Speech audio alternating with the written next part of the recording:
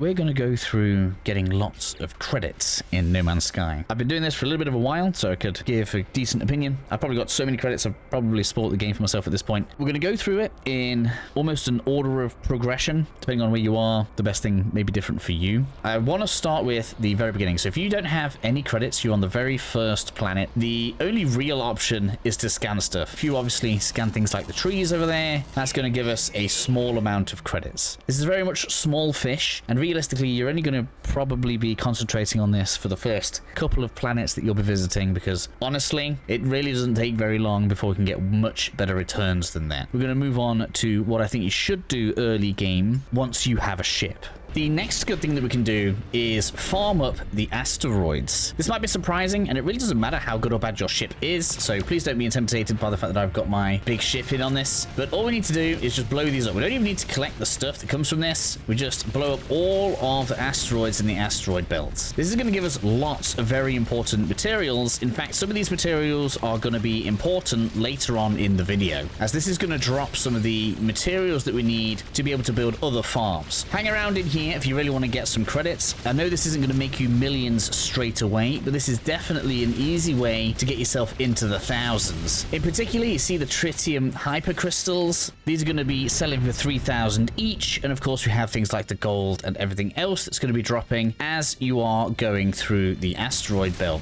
This is obviously good mostly for being able to get yourself some extra materials, in particular chromatic metal, because I believe that is only acquirable from the trade stations on the space stations. You will need to make sure you get some seed money before you move on. The next part then is going to be about growing up some plants in a base. This is going to mean that you need to go out and find some research points and spend them in the Nexus area. This video isn't really detailing that, so I apologize if that's something that you just don't know about yet, but realistically the game does tell you how to unlock new technologies, which is something that you're going to want as we continue the video.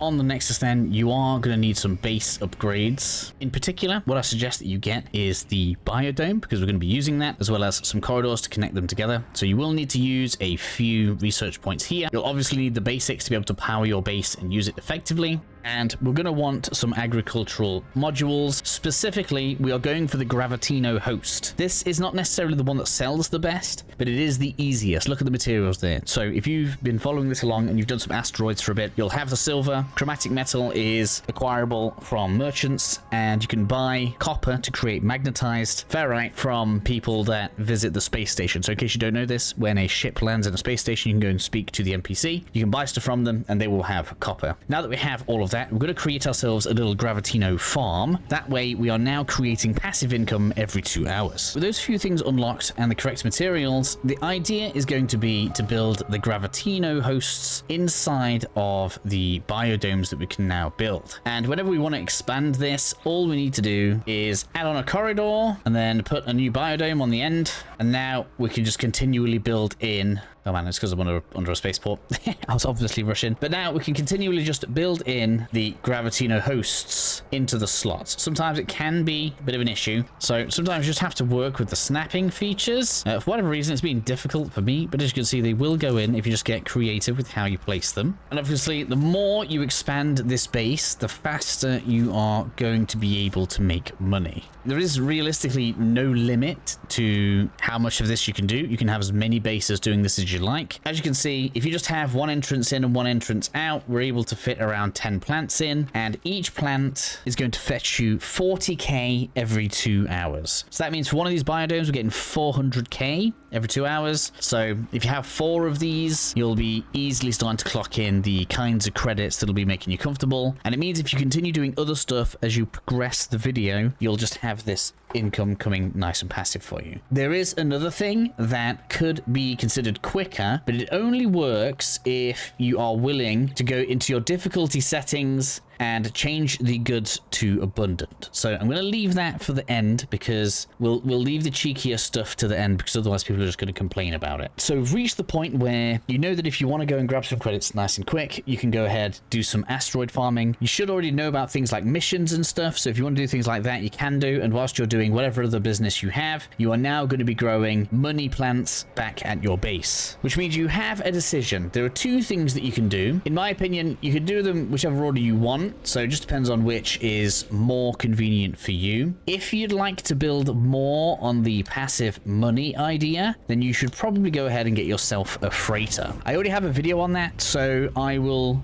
make sure that's the video that is linked at the end of this one on the end screen. If you guys need to know how to get the freighter, that will be there for you. I'll put frigates there as well, because that is a part of how I make money on the freighter. But the best thing is now you can actually create a mobile base where you can go ahead and just grow the plants on the freighter and then bring it around with you wherever you go, which is the main way that I get my money. Once you have your freighter, you can start recruiting a fleet of ships, and you can send those ships out with this guy that's going to be near your planning area, allowing you to send your ships out on expeditions, which is again going to get you even more relatively passive income, as you really aren't going to need to keep on coming here and doing this very much to get the benefits. You send those out, they'll be back later on, and they'll often bring between half and a full million each. This is a daily thing though, so it's not really repeatable, but I feel like it is relevant in the video. If you don't want to get your freighter next, or you have already got your freighter, the next recommendation, in my opinion, is to start farming corvette parts.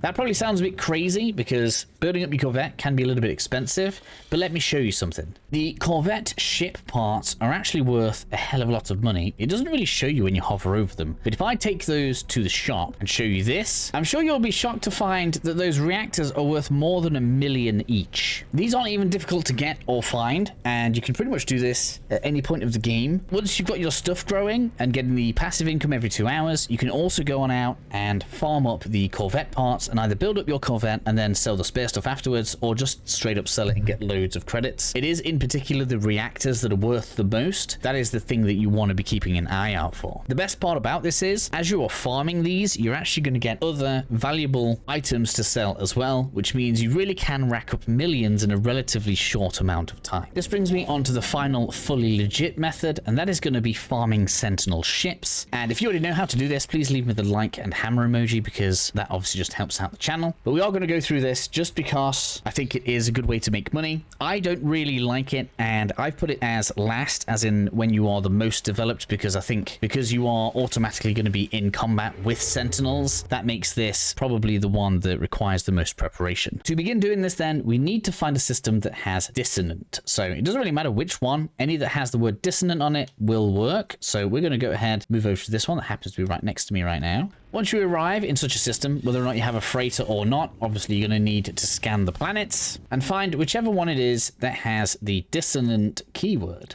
which in my instance is this one. Head on over to the planet that has the dissonant keyword, which is where we are now able to begin farming one of the items that we need. I feel like I'd be doing you a disservice by not telling you about getting the crystals as well. So a lot of the items here can also be refined into nanites. These purple crystals, be sure to go ahead, shoot those and get those being gathered as well. But realistically, what we want to do is we want to put out a scan, and we're looking for like a wavy purple looking flag thing. So we're going to head on over this way. I'm going to go relatively slow so I can show you that this is what you're looking for. You see how it's waving around? This is kind of the flag thing. Now, once we start harvesting or attacking this, we are going to be considered to be doing a crime. So we're going to get sentinels starting to attack us, which is why, as I say, this is kind of going to demand a little bit more of you, because we are going to be under attack for a lot of the time whilst we're doing this. So we are going to need to continually scan, find another one, which looks like it's over this way. And then we have the echolocator. If you're going to do this quite a lot,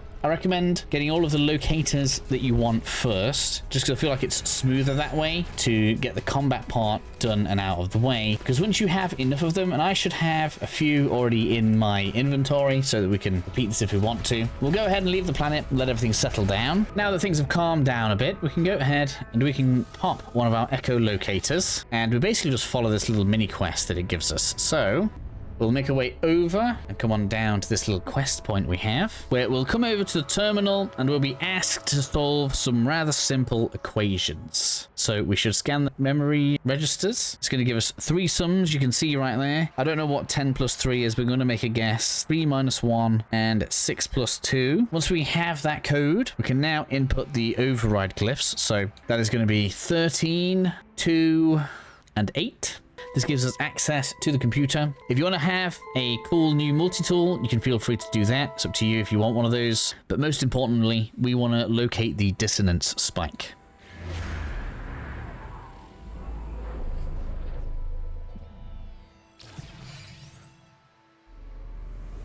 With that done, we now have a new waypoint to chase, so let's do that. Once we arrive, we'll obviously go ahead and land. Get your mining tool out because we are going to want these purple looking crystals here. We're going to need those in a second, ready for when we interact with the ship. We're going to go ahead and take everything out of the ship itself. But the important part here, Pugnium actually turns into nanites, so even more nanites on these planets, which is quite useful. We're going to take this Highline brain out, and as you'll see in your inventory, this requires us to have 3 of the shards that we just spoke about. So we're going to just have a quick look around. So we've got some just over this way. Look, we'll go ahead and grab those.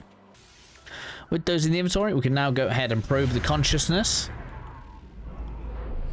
which gives us a new waypoint that we need to go to. Same again, let's mount up. And once we reach the next waypoint, we'll find that we're at this ancient looking technological thing where we just need to interact with the main pedestal so that we can have this brain purified effectively. And with that done, all we need to do is return the brain back to the ship, which now makes it ours. We're obviously going to go ahead and acquire this. Make sure you don't swap, especially if you happen to have a valuable ship. But as you can see, we're going to be able to sell this for quite a profit. So go ahead and claim the ship and head to the system space station and head to the vendor in the local space station so that we can begin the salvage analysis and claim the 18 million units. It's at this point then that we have 2 other options that we can recommend depending on your situation and whether or not you want to mess with some settings. First one is if you come to your options and you go into your difficulty like we said before and you switch your goods availability to abundant, this is going to unlock the ability to be able to purchase oxygen from more vendors. The reason this is very good for generating credits is because we can use oxygen to multiply a different resource which is worth way more than the oxygen itself. All you need to have is oxygen, which you can see 34 a unit, and chlorine, which is 205 a unit. This should tell you exactly what is going to happen here. If I add oxygen and chlorine, I can turn my oxygen and chlorine into more chlorine, which then just gives me a profit in chlorine. So that means depending on how many refineries you have, especially on a freighter like mine, I can obviously have a lot of this going at once because the oxygen is going to continually multiply the chlorine. You then fill up an entire row and you generate that much chlorine that you're able to sell it for a lot of money. And the final and fastest way is to cheat. This is not the way that I would recommend everybody plays, but if you truly need lots of money, this is going to be the fastest way to do it, pretty much regardless of which stage of the game you're in, but this may well spoil pretty much everything else. So if you don't like this, now is the time to leave. And if you've seen it before, I'm sure I'm going to get lots of laughing faces down at the bottom. In any case, we go ahead and we place a portable refiner. You're going to want this to be a flat surface because we need to be kind of precise about how we place these in a second. From there, you want to place something of high value into the slot here. And it just so happens that we can in fact put the reactors in there. Now what we need to do is we need to place another one that overlaps with it. And you see how we have like the little cylinder in the middle? We want that to be overlapping with the other one in the middle. Now this isn't 100%, so it's good to have a few of these available. And you want to move very slightly each time that you place one. Once we start picking up the refiners, we'll find that we are getting a lot of reactors. That was about 300 million we just got there in a few seconds.